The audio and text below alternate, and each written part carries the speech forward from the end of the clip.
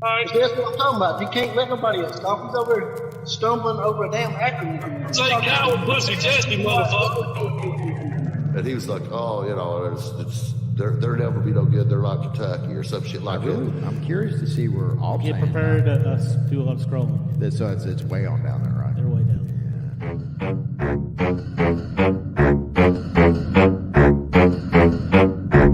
Smacking off the puck.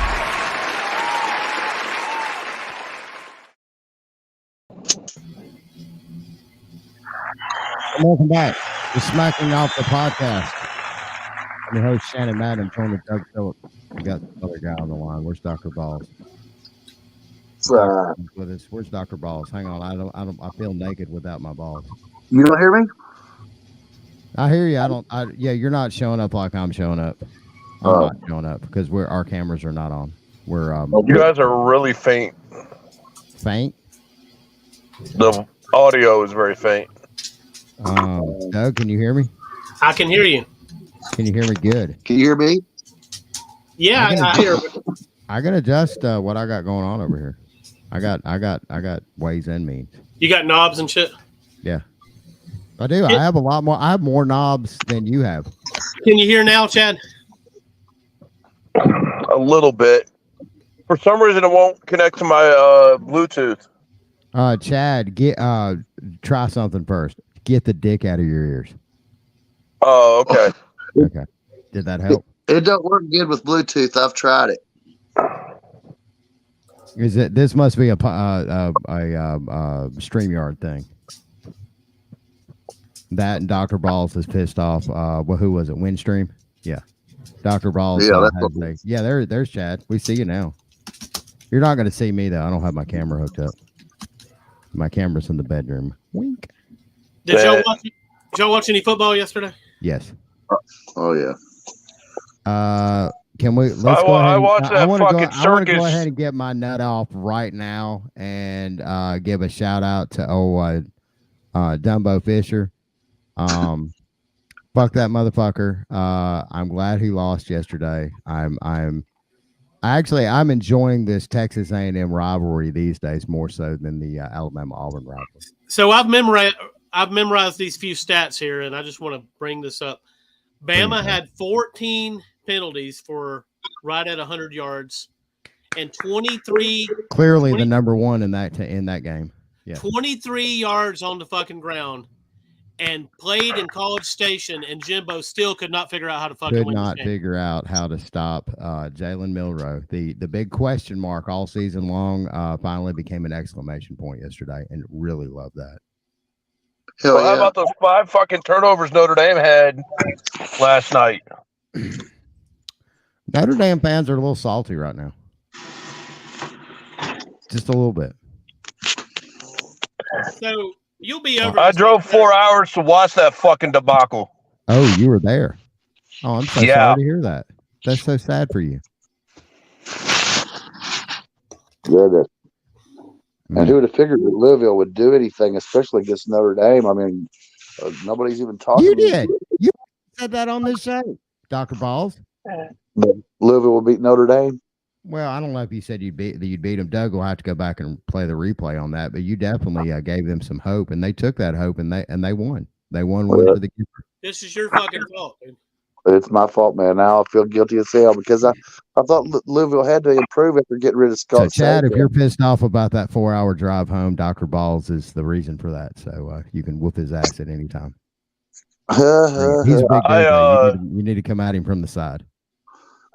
Man, I'm at a loss for words with that fucking circus that I watched. So I take it you're a Notre Dame fan. Yeah. Are you still a fan? I mean, you had to think about it for half a second. That was a long and bitter 4-hour drive home, wasn't it? Yeah, it sucked. Be honest, were you still drunk? I used to drive drunk all the time. It's okay. Chad can't hear me. That was probably good. He couldn't hear me. I was asking if you started your because obviously you weren't drunk the whole trip, but did you start your trip a little inebriated? Your trip? A little bit, yeah. I didn't drive. I was the passenger. Oh, okay. Well, that's smart. We don't have much of that on our podcast. We was just talking to Iggy Pop a while back, and now he was the passenger. Do you get that? I mean, it's cool, man. Whatever. We got law enforcement. I still had to ride in the car for 4 hours after we got our asses handed to us. Well, I mean, but that was a ride and not a drive, because I've had to drive home. I drove home 9 hours after just about damn near breaking up with a girl that I wound up breaking up with like a couple weeks later.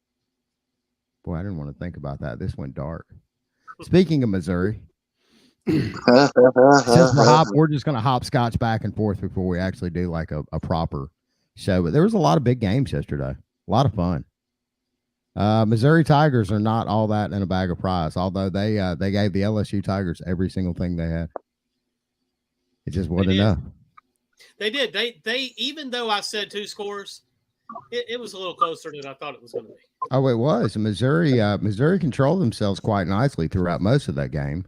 And you know, I come out of the game. I can't come out of the game thinking that Missouri may have a shot against whoever they play this year. Yeah. Do you think that is a testament to Kelly's play calling down toward the end and making the correct decisions? Do you think that? I'm sorry. I still think Kelly's a joke. Well, I mean, I know you do because, you know, of your team affiliation and whatnot, that 4-hour drive home. But I mean, but LSU fans are been really super high on Kelly, particularly after he beat one Alabama Crimson Tide last year.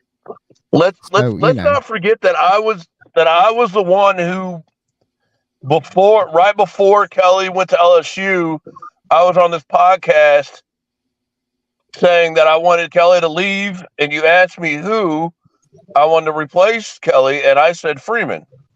Mm-hmm. True story. Yeah, how you feeling about that now?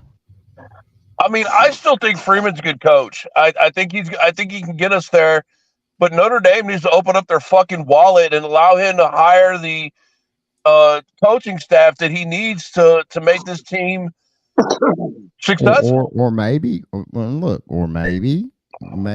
up the money a little bit more and pay some players like everybody else is doing. And I'm not saying Notre Dame's not involved in NIL, but are they to the extent of, let's say, a program like Clemson or Alabama? Well, Dabo's kind of against NIL, but no, not like Georgia or Bama or USC or let's Ohio see how or, against the NIL Dabo is next season. I'm just going to throw that out there right now. Oh yeah, I think you're right about that. He's going to spend some money out there in South Carolina. You bet your ass on that next year. Forget about all of that. Saban was soft on it too, and you see he's come along quite nicely. Still think there needs to be guardrails. I think we all do, but you know, everybody that's participating in it is sharing in the riches. And I think, me personally, I think that's why we're seeing more parity this particular season than more so than any other seasons that I can remember. Because other than maybe Georgia, who's your clear number one? That's the team that's going to win the national championship this year. And even Georgia has question marks. Auburn fans will tell you that. This leaves a bad fucking taste in my mouth to say this, but Michigan's been impressive this year. Man, God damn it. We got to keep talking good about Michigan on this fucking podcast. I fucking hate that. Oh my God. I want to anger. And you're right, because Michigan they played exactly like, let's say Georgia has for most of the season.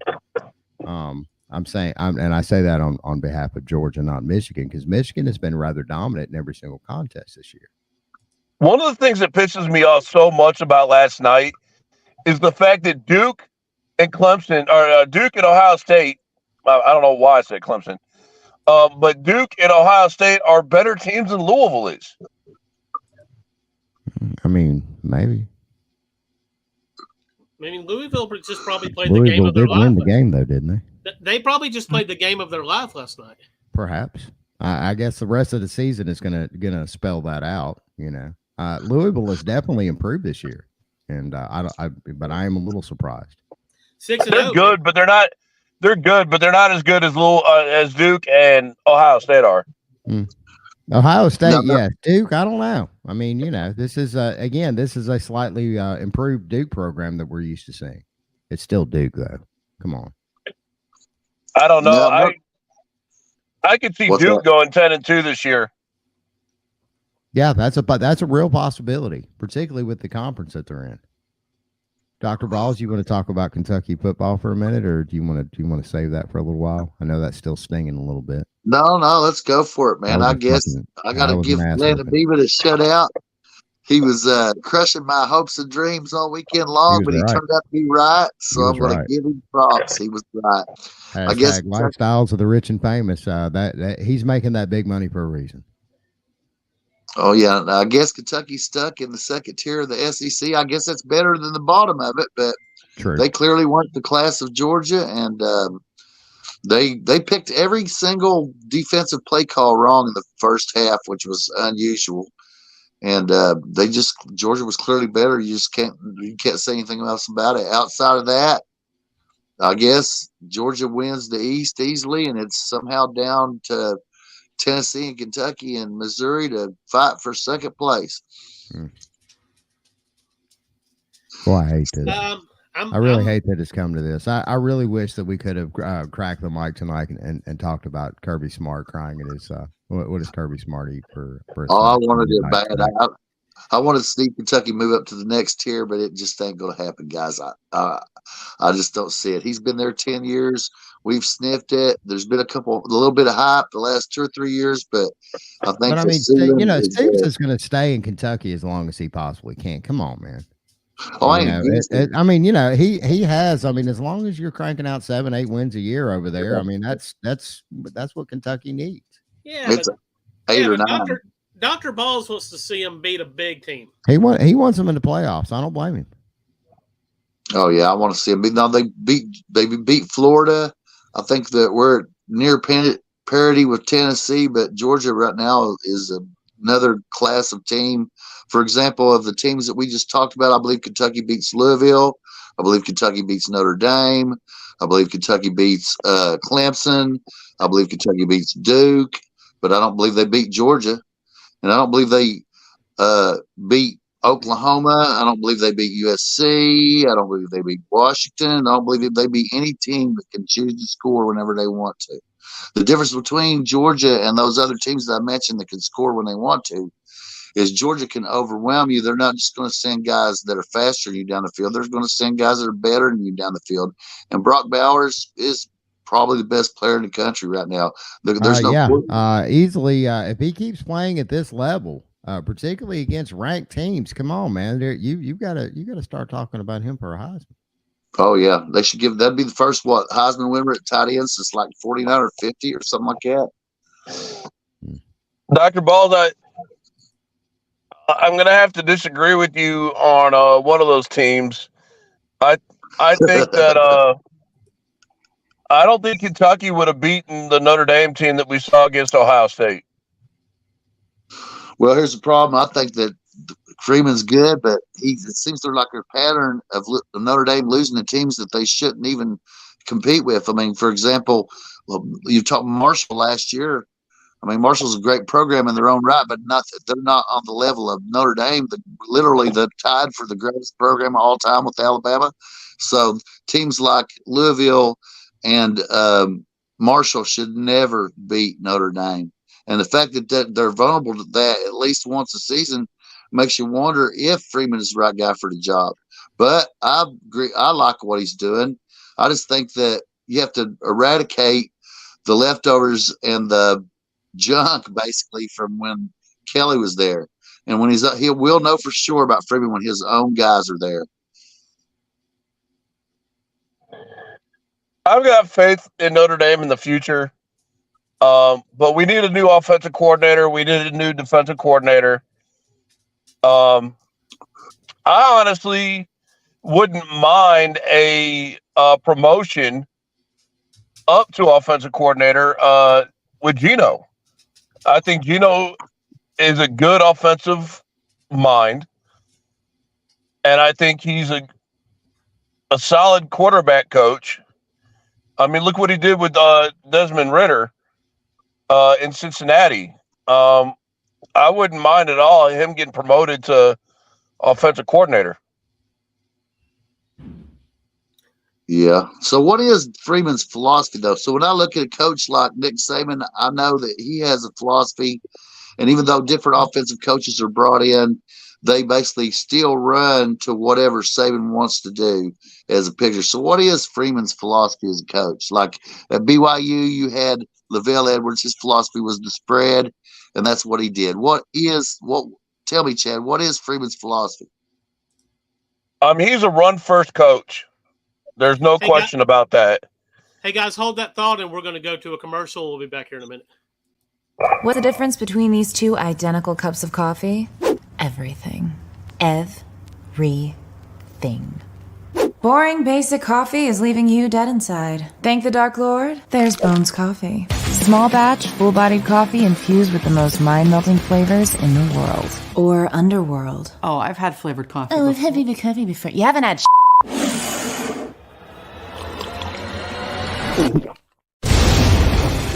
Welcome to the highly caffeinated, slightly wicked, and immortally delicious world of Bones. Our mad coffee scientists have twisted nature to their demented wills. It's alive! With frightfully delicious flavors like from dusk till donuts. It's a taste I can really sink my teeth into. Mint invaders. I don't mean to probe, but how did you make this coffee taste like ice cream? And electric unicorn. Like eating fruity cereal. Yeah! At Bones Coffee, we'll try just about every flavor combo out there. Cannolis, salted pretzels, strawberry cheesecake. The ones we love are made into small batches, roasted to order, and delivered directly to you. But the others... Rest in peace, Beanfish. We've got over 30 killer concoctions. So French press that link to find your new favorite coffee. There's more to life than pumpkin spice. But yeah, we smashed that pumpkin too. We also have comforting classic coffee if the flavored stuff is too scary. At Bones, our beans are complex and multidimensional. I have opinions. Which makes for rich, smooth, jaw-droppingly good Joe. Stop drinking hot bean water and resurrect your caffeine routine. You can Bones at home, Bones at work, or Bones during your commute. Go to bonescoffee.com and check out our thousands of spooktacular 5-star reviews. If committing to one flavor gives you the heebie-jeebies, try our sample packs, a shocking selection of our most hauntingly delicious blends. Or join the coffee club and get new flavors delivered as often as you'd like. It's time to break from boring. Click the link to get yourself a bag of Bones today.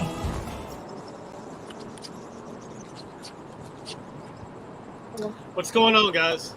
What's going on? So, has anybody here ever drank anything that you would describe as hot bean water? Oh yeah, I drink coffee all the time, but yeah, but hot bean water sounds nasty. That sounds like hot dog water, doesn't it? But hey, man, there's Notre Dame fans drink piss water last night. Chad, is that true? I can't argue. But I do think that Notre Dame could bounce back against the Trojans. Oh, God. Here we go, man. How you doing, Chad, man? Or should I say the condoms? Hey, Chad, I tell you, you know what I was really disappointed about with Notre Dame? It's not really the football team. Marcus Freeman, listen, you guys have the best brand, right? Easily. You got more money than God. You got a beautiful campus, and you get literally the shittiest coach available that has no head coaching experience at Notre Dame. It's so disrespectful because, like, I know a lot of college coaches, and it takes years and years and years to become a head football coach, right? Lots of experience. You looked at Pete Carroll. Pete Carroll was at Ohio State in the 70s. Nick Saban was a defensive back coach at Ohio State in the 70s as well. And then you just got Marcus Freeman, who has little coaching experience, becomes the head football coach at literally probably one of the greatest college football programs of all time. I think it's unfair to the Notre Dame fans. I think it shows that Jack Swarbrick, whatever his name, is incompetent. And I think Notre Dame should go out. If they lose this game to USC, they should fire him and go out and get the best name available. And I'm talking about they should call Dabo Sweeney. I've even heard rumors that they contacted Pete Carroll when they fired or when Brian Kelly left. These are the types of names that should be considered for Notre Dame, not Marcus Freeman. And after watching that game, I watched the game in the LA Coliseum on the Jumbotron, and he just looked scared. He looked scared. He didn't look like he knew what he was doing. This is the third week in a row where he just there was just so many missed opportunities. You know, like Pete Carroll was known for going on fourth and like 6. You know, back in the old days. But Pete Carroll didn't go on 4th and 11 on his own 33-yard line. Like, you don't have the offense to convert on a 4th and 11. You know what I mean? You just don't. Like, Sam Hartman's not Caleb Williams. He's not Michael Penix Jr. He's not that dynamic player that can get you a first down. So I was really disappointed. You know, I wanted Notre Dame to win because, again, that sets us up for a really good matchup in South Bend that helps us in the rankings. And I thought that Louisville may have had a shot, but I didn't think that you guys would get blown out. I mean, that's just, you know, that was very disappointing as a USC fan. You know, college football is only good when USC and Notre Dame are good. Come on, man. USC barely beat a bad Arizona team yesterday. Yeah, I know. I mean, I don't. Listen, I'm not going to make an excuse for USC, but I will tell you this: Arizona played Washington very, very well. They almost beat Washington last week, but I think it says a lot about USC. Look, they were down 17-0 in the second half towards the end of the first half. Caleb Williams was limited to only 6 yards passing. For a team to come back down 17-0 just shows you how good USC actually is. Now, look. Caleb was having a bad game. I don't know what, you know, obviously the offense is really what was the issue. It wasn't really the defense. The defense played well. I mean, you can't, when you're down 70-0, you know, the amount of pressure that you put on your offense. Now, I will tell you this. You're 6 weeks into the season. There's so much parity in college football right now where the transfer portal has really affected how teams play. But at the end of the day, man, you know, a win is a win. And, you know, and you could say the same thing about Duke football. I mean, let's be honest. Duke football is not amazing, but a win is a win. You guys won the game. The better team won. So I think, you know, I was actually on the elevator on the way up here, and a friend of Caleb Williams was texting with him when I was on the elevator, and Caleb is very, very upset with the media coverage with surrounding the defense. And I don't disagree with him. I mean, going down 17-0, that's more of an offensive issue, not really a defensive issue. If you're not able to come back that way, and to be able to keep them from scoring again for almost 2 quarters and giving the offense the opportunity to come back in the game showed a lot with USC. So it's going to be an exciting game this weekend to play, you know, but I really am disappointed in the fans. The fans have quit on Notre Dame football. You know, the one thing I love about Notre Dame is whether they're terrible like they usually are, or in the very rare occasion that they're good, the Notre Dame fans usually show up. So hopefully they'll come out to the game and there won't be more USC fans at the game like there was with Ohio State game. Well, first of all, I got to disagree. I think Marcus Freeman has changed the culture in Notre Dame in a good way. He brings a swag that's never been seen at Notre Dame before. Because he's young. And I don't really think that it's. I mean, yes, he's got to take part of the blame. Yeah. But I don't think it's all on him. Now, I do agree with you. Jack Swarbrick's a fucking jackass, and he has brought down that Notre Dame football program for years. But I think that if you put the right coaching staff around Marcus Freeman, he could be successul. We tried to go get the Utah offensive coordinator. There it is. Yep. That's exactly right. But the thing is fucking Jack Swarbrick's got Marcus Freeman fucking hogtied. And well, if I'm a Notre Dame fan like yourself, you know what you should be more outrageous with is that we're going into Game 7. How many buys has Notre Dame had yet? Like, and that's again, like, you guys have zero. You guys have not had a bye yet, and that's all Notre Dame's athletic department, not scheduling a bye, and you're going into this brutal schedule. I think that goes on Jack Swarbrick. Luckily for you guys, he's leaving. But you know, I've been watching football my whole life. I come from a football coaching family, and I see Marcus Freeman's body language, and he looks scared. He looks like a sick puppy. He looks scared. I mean, he looked like Joe Biden walking up to Donald Trump. I mean, he looked like a scared little boy. And you guys are Notre Dame football. I mean, that's what, at this point, I think the only way to save the season right now is if you guys bring back Charlie Weiss, because he was a real beauty for you guys. He did an amazing job over there at Notre Dame. I'll take a hard pass on bringing back Charlie. There you go. But I do think that that Freeman can be the guy. I still think that most Notre Dame fans feel the same way. But we have to open up our wallet and pay the offensive and defensive coordinators so that we can get good coaching talent around them. I honestly think that's the number one problem. I'm really excited about this new athletic director that's going to come into Notre Dame. Yeah. I think that he's going to open up things in the NIL era or the NIL arena. I think that he's going to allow Freeman to spend more money on having the type of coaching staff that he needs. But as long as Jack Swarbrick's there, which we have him for another year next year, and then he's gone, I don't know how successful we can be. Yeah. To be honest, I think it. But once he leaves, I think you will see a lot more success with Marcus Freeman. And I don't disagree that he looks a little timid, but I think that also has to do with the fact that he's being hogtied by the athletic director. When you can't do what you need to do to be successful, and you're tied down, and now you got to go face these monsters. Yeah, that's scary. That's going to be scary to anybody. Yeah, I mean, your Notre Dame.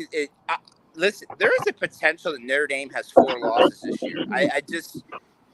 Which is outrageous, which is crazy because, like, coming into the season, and I know I haven't met you before, but was trolled by Notre Dame fans all off season how they're going to come in and kick USC's ass and they're going to be undefeated going into this game. It was going to be the biggest game since 2005, the Bush Push game, and you guys are on the. I mean, Clemson looks good. Wake Forest put on a hell of a fight against Clemson. I mean, there is potential of going, 4 or 5 losses this year. And to me, that's embarrassing because, like, Hartman's I'll grant this. I like your offensive line played awful yesterday. And that's not, like, you got the best offensive line in the country. But my thing is Sam Hartman has been overhyped the offseason. And a lot of Notre Dame fans are in shock. I'm not in shock because I never really bought into the Sam Hartman hype.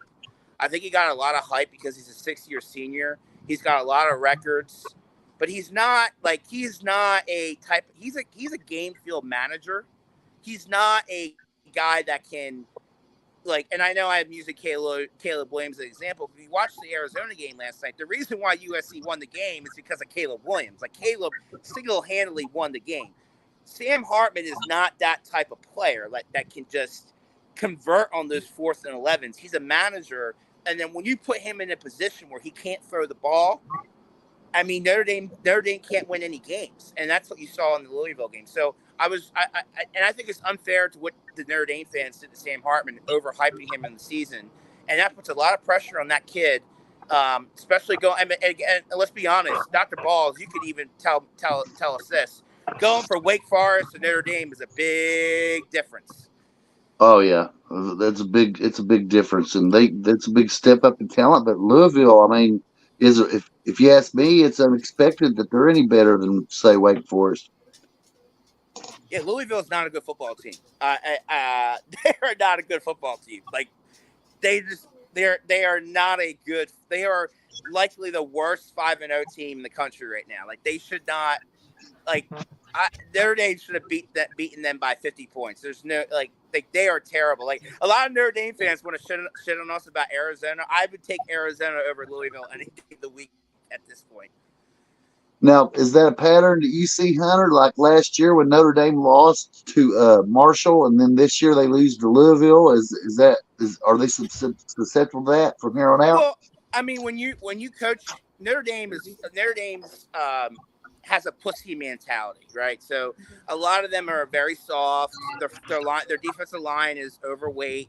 I watched Caleb Williams run circles around them at the Coliseum last year. That was just taking a shot at you, Chad. What I could tell you though is the Ohio State game last year and this year were both very, very physical, and you saw the trend after they lost to Ohio State. They lost to Marshall. They got a close game with Cal. They lost to Stanford. They lost to USC. Like there's a trend. This game, they barely skipped by Ohio State. They play a Duke team that, again, is probably not very good without Riley Leonard.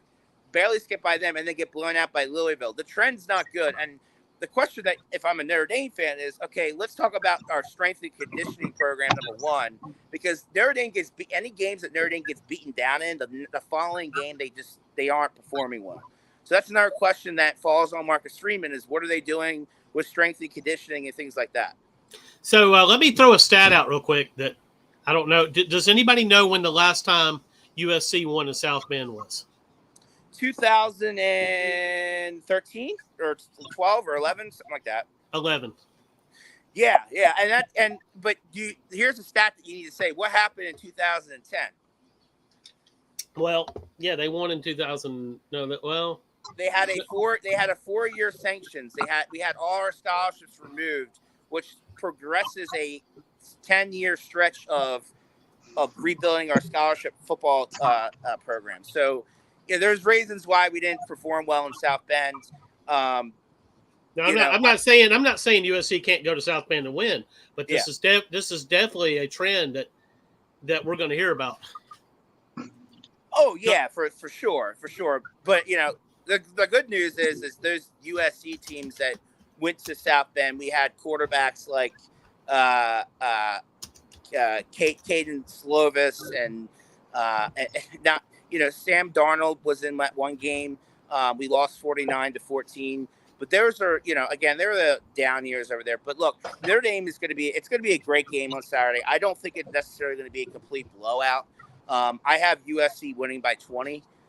The reason I have that is it's not because Notre Dame's a bad football team.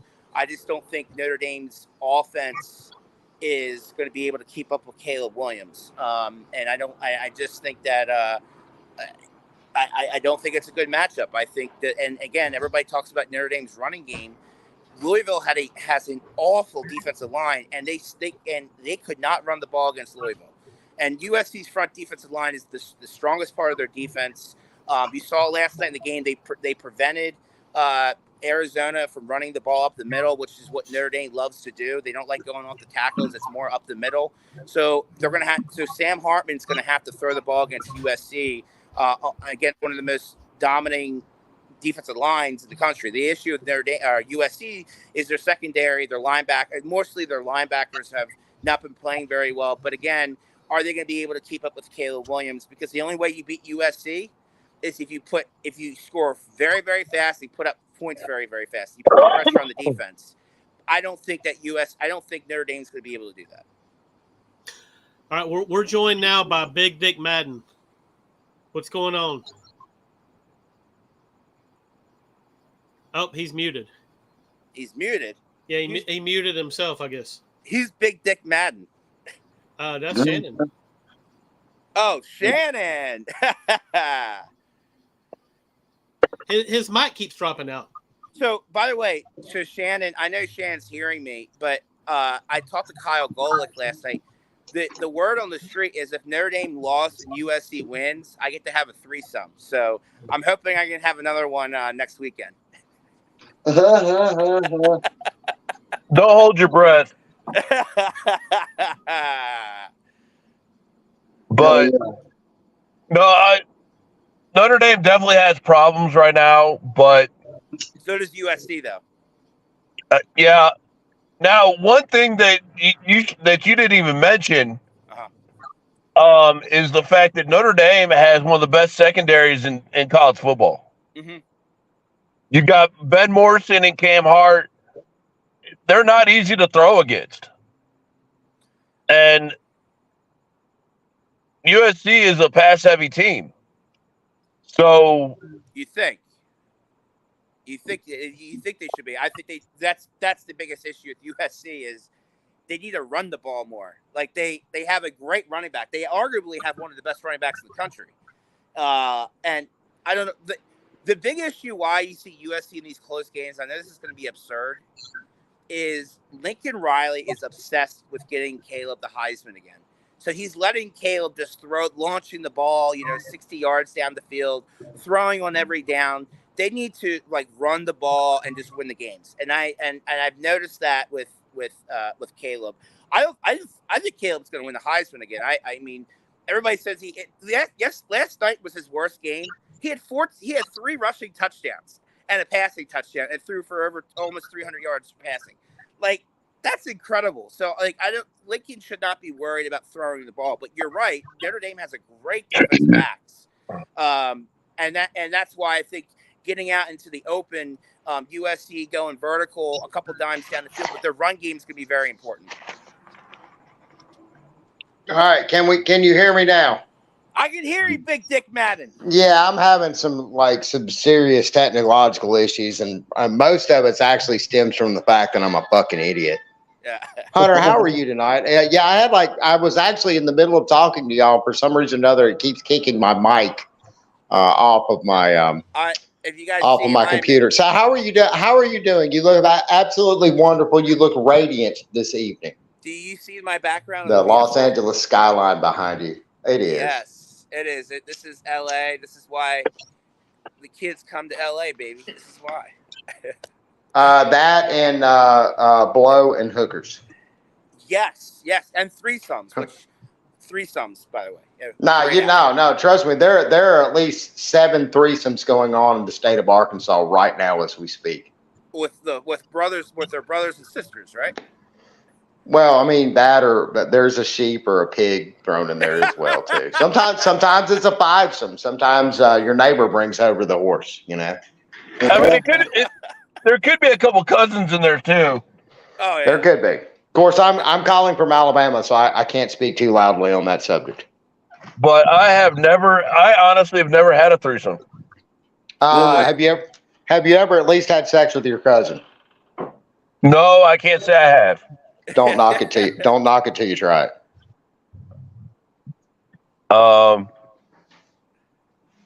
Do you have any hot cousins? No. So that's probably why. You need to lower your standards. You lower your standards to get in on some of that good. You know what I'm saying? Well, have you seen my wife? I don't think I really need to lower my standards. I have not seen your wife. I don't creep people's profiles like that. I'm not a creeper. I'm not a weirdo. Well, I am, but not like that.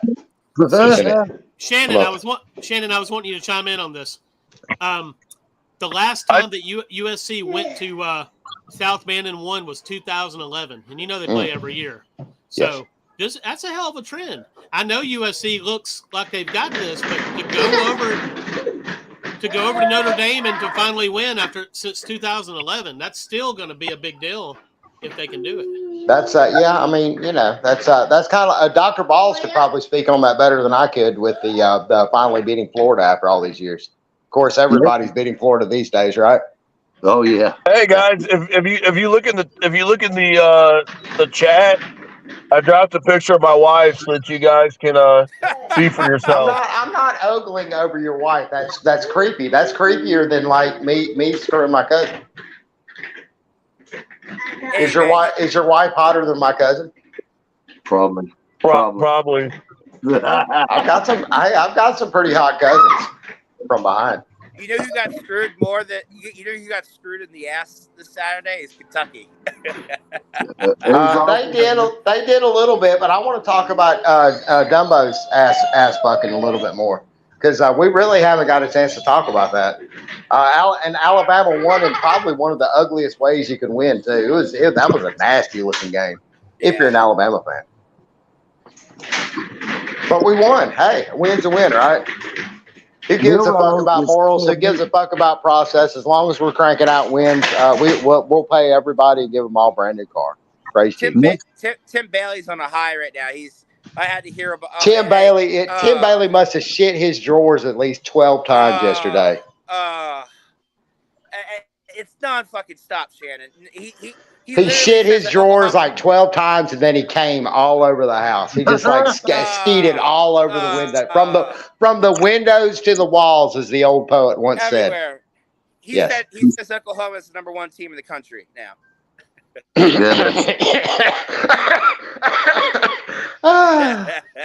Oh, that was a good one. That's like Clemson Dane talking about Clemson's going to be back. Clemson will show up in the playoffs. You just wait and see. Yeah. Watch out, Oklahoma loses to fucking West Virginia or some fucking school.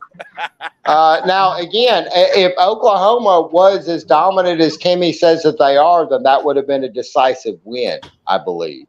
That was a good. Hey, that's a good Texas team they just beat. So Brewers played like shit. Played terrible. And there was no defense to speak of for either team, per usual in the Red River rivalry these days. 300 yards. I think there was 400 yards for each team. Yeah, that's a lot of offense. It's a lot of football being thrown back and forth, and a lot of missed opportunities. Those defenses could have sealed that game up on either side. So whatever. A lot of emotion in that game, though. That's pretty much Oklahoma's national championship if you want to get down to it, because I just don't see them being able to repeat that performance week in and week out for the remainder of the season. Not yet. Tim was rubbing his titties the whole game for sure. Yes. Now, Hunter, you said something earlier about Sam Hartman. I don't disagree, but have you seen some of the quarterbacks they've recruited in the last 2 years? At Notre Dame? Oh, yeah, Notre Dame's got some really good quarterbacks coming in. Yeah.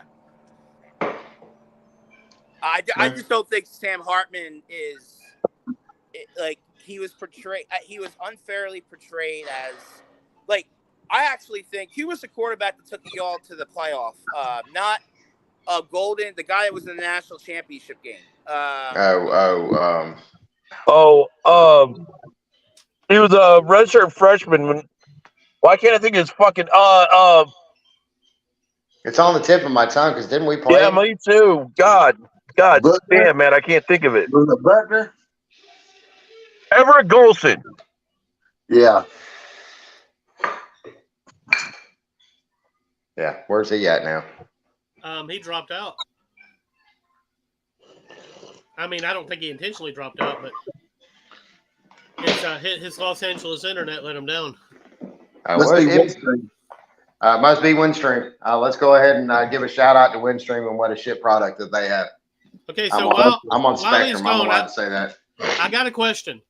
Is there a coach more overpaid in the fucking country than Jimbo Fisher? No, absolutely not. Mark Stoops. No. Mark Stoops is worth that money for what Kentucky has had to contend with their football program. I mean, a lot of those old historical, Kentucky programs of old pretty much died with Bear Bryant. I mean, let's be real for a minute. The occasional Hal Mummy here and there, but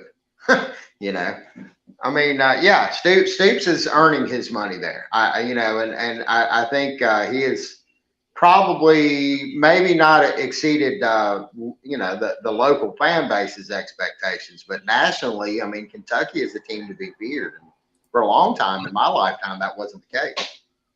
Yeah, you're right. I just Like Jimbo Fisher, no, dude. But man, they're paying him. Doug, where does he stand in the top 10? He's what, top 5? Maybe top 8. He's 4 or 5. Yeah, but it's the recruiting he's done. He's recruited so high and done so little. You know, we need to do the math and figure out what this guy's making per win, because he averages about 8 wins a season there.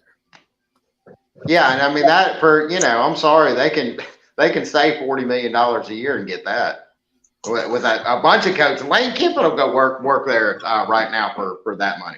What about win per 5-star? Win per 5-star. He gets less wins per 5-star than anybody I've ever seen. Yeah. Doesn't he have the same agent as Saban? Jimmy Sexton, yeah. Yeah, that Sexton is something else, isn't he? Man, well, he's Paul Feinbaum's agent as well. Yep. Damn. Yeah, Jimmy Sexton's got. Hey, that's your money man right there. Everybody talks about all of these other high-paid coaches. Jimmy Sexton's the real deal. There's the process right there with Jimmy Sexton. The process starts with Jimmy Sexton. Okay, I'm gonna go ahead and close this out for Hunter. He probably just kind of mumbled "fuck y'all" and left. He picked USC to win by 20. So, Chad. I can tell you right now, that's not going to happen. Notre Dame's going to do this shit. This is going to be in South Bend. So what? They fucking laid an egg this week. This is not Louisville. This team is going to be up for this game. They're going to be, even if Notre Dame loses this game, they're going to play their ass off. We know this because this is USC, man. USC's coming to South Bend.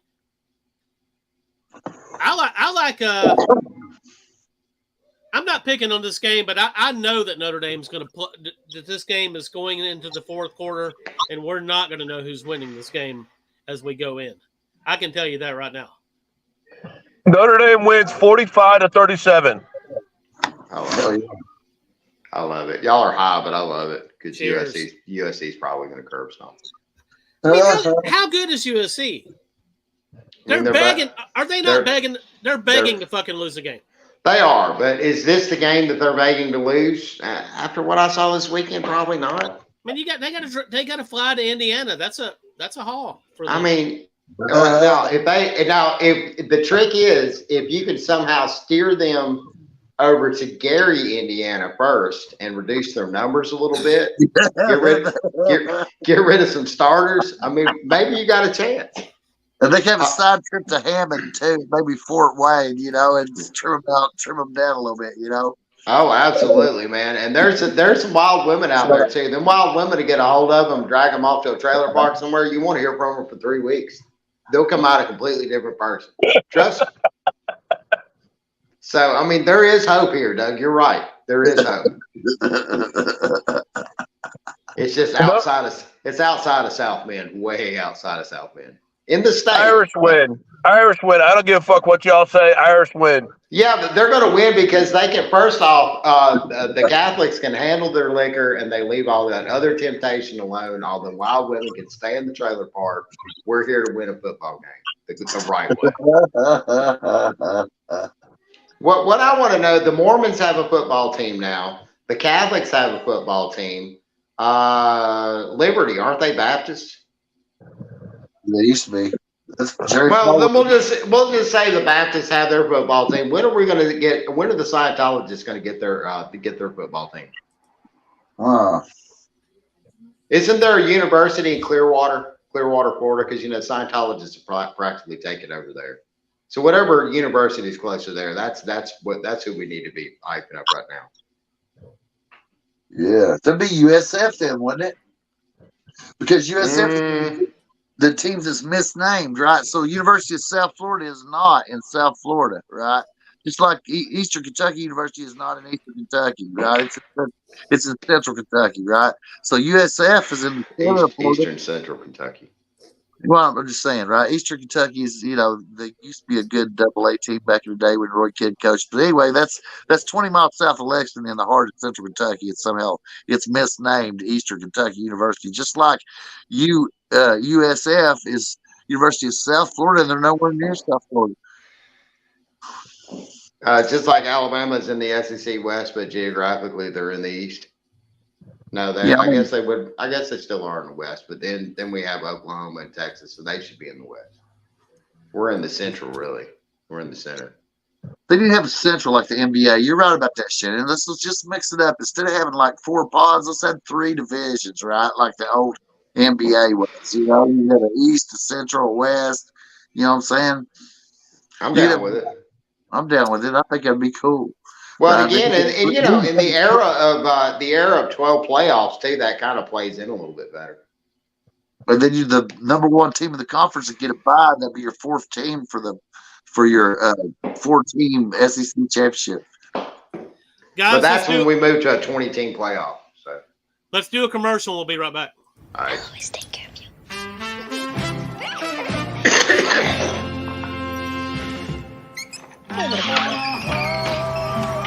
So we in the 3 days, baby.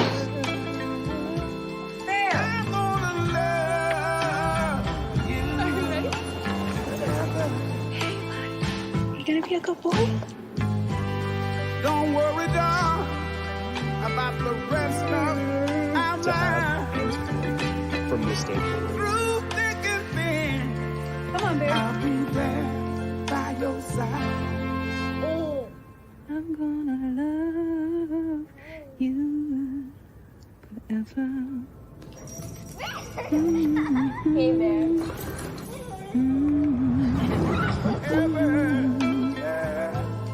I'll be there.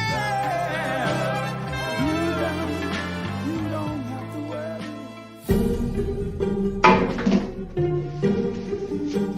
It's Halloween, and you forgot the candy.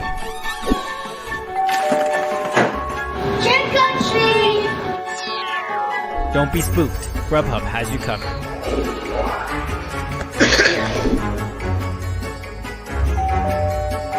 look amazing. It's Halloween. Saved by Grubhub. Guys, let's have some pizza.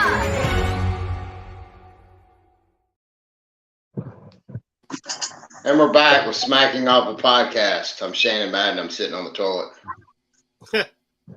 Yeah, I'm on my phone now, so I can take the podcast with me wherever I go. So what's the game? What's the games coming up? Toilet. What games are coming up this weekend? Yes. We didn't talk about UAB. UAB won. Who'd they beat? UAB won in a convincing fashion. Who'd they beat? I don't know. Oh shit! It was a team they weren't supposed to win. We like that. Yeah, South Florida actually. Hell yeah. Since we were talking about them a second ago in the geographical locations of all the Florida teams, yeah, they beat South Florida, and they actually beat them better than Alabama did. We like that. What were you saying, Chad? So what I was about to say is Alabama right now is not, for the last couple of years, have not performed to Alabama standards. Do you think it's time for Nick Saban to step down as head coach? What are you saying right now? He just beat Jimbo. No, he's not going to step down. Is it time for? I guess he'll make his own call on that. Definitely, Bama hasn't been right. Really, even the last time they played for the national championship, they lost to Texas A&M that year, and they were sporadic. I don't know. Saban's going to make that call.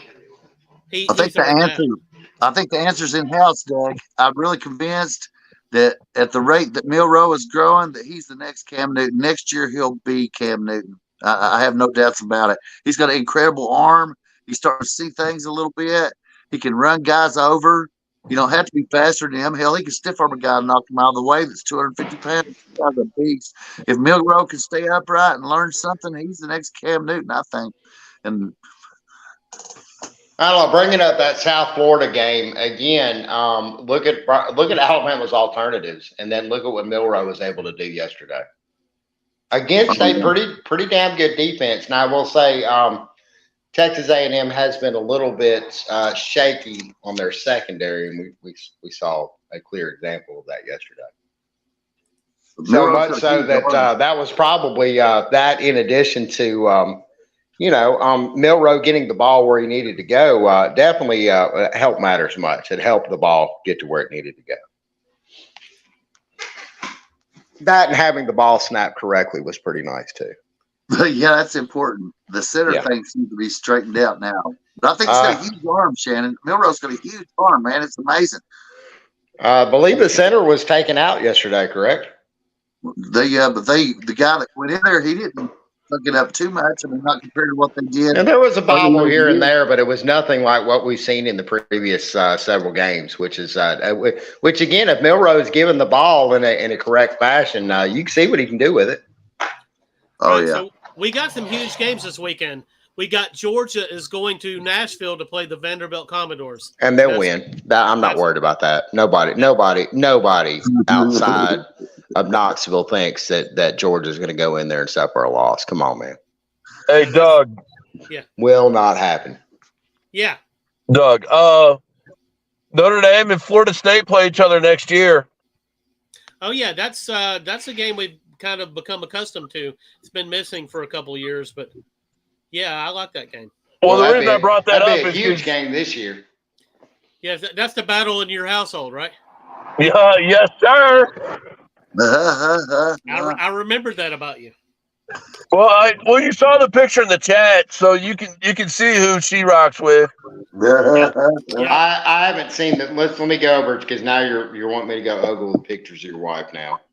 Let's see here, where we at here. All right, so we've also got Indiana. Yeah. Hey, girl. How you We've doing? got Indiana going to Michigan. She's cute. You outkicked your coverage, my friend. I what? You outkicked your coverage. Oh yeah. Yeah, she's way hotter than you are. Let's see. There are a few big games this weekend. They're not all terrible. We got Oregon going to Washington. That is a huge pack. That's massive. That's playoff implications with that one. Absolutely. We've got the Fighting Jimbos going over to Knoxville to face the mighty Tennessee Vols. No lose. I agree. Florida, South Carolina is interesting to somebody. Rattler, if he's able to do what Rattler does best, they should have a pretty big game there. That one's in South Carolina, is that correct? Yes. Or is that? Oh, okay. Yeah. Wait. Let me double check that. Is Napier still the head coach? If Napier's still the head coach, South Carolina may have a chance in that one. Yeah, that's in Columbia. Yeah. Columbia. Yeah. Auburn is going to Baton Rouge to fight battle the Fighting Tigers of LSU. Good. We can shut down this. We can shut down this Auburn talk about Auburn being a great team for once. However, if Auburn slips up and wins this one, then suddenly Kelly's got some very uncomfortable conversations to have toward the end of the season. I think Auburn's got a good defense, and you're going to see that against LSU. But their offense they have no passing game. They have no passing game to speak of at all, and they're not really running the ball that great for an Auburn team. If you want to get down to it, Auburn will score 10 probably, and LSU will score 20, 21, 24 points. However, Auburn's got the defense that can cause some disruptions and maybe add a few more points to the scoreboard. So I don't know. That one at one point at the beginning of the season looked like that was going to be a definitive LSU win, but that might actually be a pretty good game all the way down to the wire. And y'all do know that the U is back. Y'all have heard, right? All right. Oh yeah. I knew we were forgetting to talk about something. And I think a lot of other people toward the end of the season will be forgetting to talk about that something too. Miami will always be Miami. They get the chance to bounce back this week. They are going to Chapel Hill to face the Tar Heels of North Carolina, the number 12 Tar Heels. Yeah, they look pretty good, Carolina. I think they'll probably crush them. Maybe I don't know. That could wind up being a tight contest. Who knows? I don't see Miami scoring much in that contest. All right, so I know that Dr. Balls knows that Missouri's coming to town this week. to face his Kentucky Wildcats. Yeah, that's a big game too. It's a big game, and they're both just lost. It's just who's going to bounce back from it. Now, Brady Cook's a good quarterback, and he had a chance to win the game, but he sure threw it away at the end. I don't know, man. I think I still got to go Kentucky on this one. I think Kentucky's better than Missouri. We'll see. That's that one's in Lexington, so that's an important game. So so whoever wins that and the Tennessee is got to at least have a New Year's Day's bowl is what I think. All right, we've got the number 18 UCLA Bruins are headed to play Oregon State Beavers, which are ranked number 15. They just lost their first game. When was that? Last week, wasn't it? Yeah, I think it was. And Washington State just dropped their first game. Yeah, UCLA beat Washington State. I thought it was pretty interesting. So UCLA is actually a little bit unexpectedly good. Yeah. I've got Oregon State over UCLA, though. Is Colorado still playing for the national championship? Are we still doing that, or is that over? That's over, isn't it? I think it is. Yeah, that's over. But I do like Dion, though. I think they're going above 500. I really do. Yeah. I mean, this team's going to win more games. Oh, yeah. We'd like to see it. Absolutely. Maybe.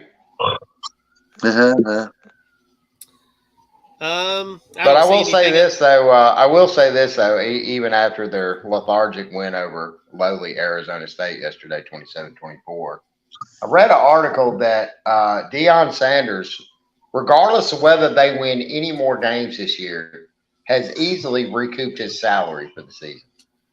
Damn. And I say that through merchandising and through viewership. Colorado football is still a national topic of conversation right now. And when was the last time the whole country was talking about Colorado football? What, the 90s? It's a long time. Pretty good team in the early 2000s. But yeah, the last time they were a national brand was definitely the 90s. Yeah. So yeah, like it or not, Colorado is going to be in the conversation for a while as long as Deion's there, running his mouth and winning games against Arizona State. Does anybody got anything to add? Go Irish. Roll Tide, of course. Chad? I said go Irish. Yeah, he said go Irish. He don't have to say it again. And what was that score again? I said 45-37. 45-37. All right, we're going to mention it next week. If your Irish win, we'll give you a shout out. For sure. All right, man. And thanks for being on the show. Yeah, thanks for having me on the show, and invite me back anytime. I'd be glad to come back. All right, Chad. And thanks for inviting me on the show as well. You know it.